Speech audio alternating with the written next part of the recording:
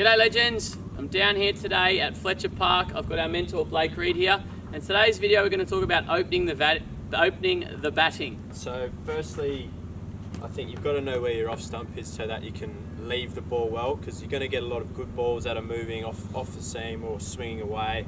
So you want to know where your off stump is. That starts off with your setup and your alignment. I like to line my shoulder and head up and my feet towards right at the bowler for a right armour. So yeah, that comes with a lot of practice, just leaving lots of balls in the nets, getting used to knowing what you can play, what you can't.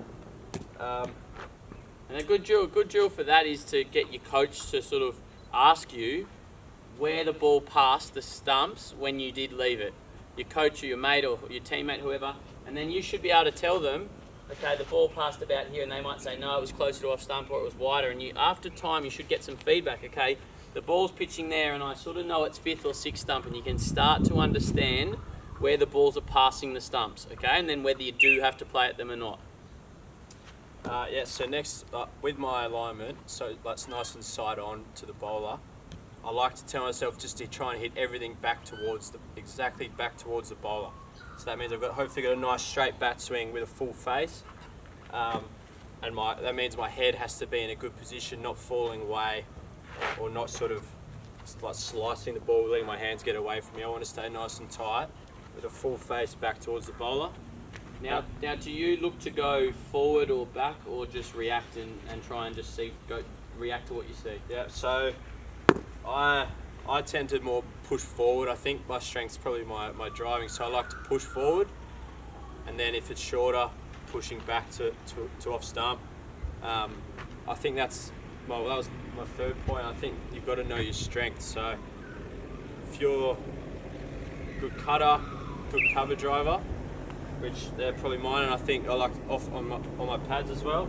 Yeah, so I think you've got to know your strengths.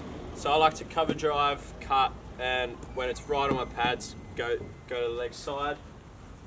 So basically, I'm waiting just for those three options, trying to minimalise the options, and then just defend all the good balls, leaving well, making the bowler really bowl to me.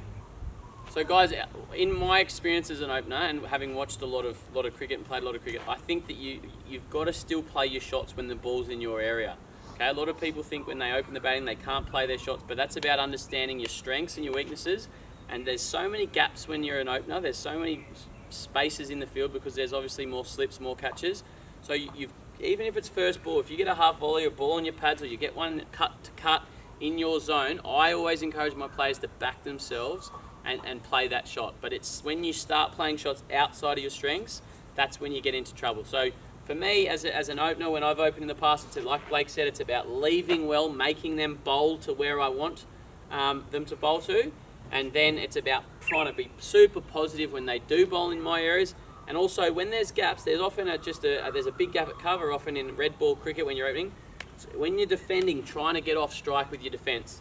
It's much easier to bat when the ball's older, so if you can spend time at the non-striker's end while the ball's getting old, you're doing yourself a bit of a favour there. So just a few tips there on opening the batting. Leave well, know where your off stump is, play to your strengths, and as Blake said, a lot of people like to try and sort of hit down the ground, not play too much outside their eye line, present the full face for as often or as much as you can, and just being positive. You've got to be positive in your body language, got to be positive in your leaving and your moving, got to be positive in your defending, and when you do get one, got to be positive in your stroke play as well. So guys, cheers Reedy for passing on that insight and that knowledge, and I hope you've enjoyed this video.